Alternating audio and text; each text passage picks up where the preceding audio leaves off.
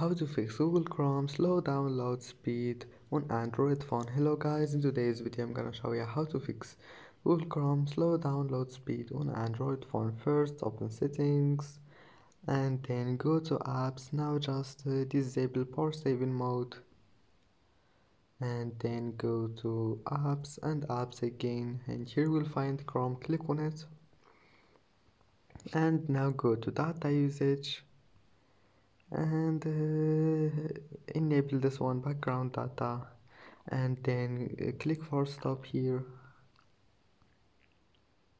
and now go to storage, clear cache, and that's it. Now just to go back and try again and your problem must be fixed. And that's it for today's video. Don't forget like and subscribe, and thank you for watching this video until the end, and see you in the next video.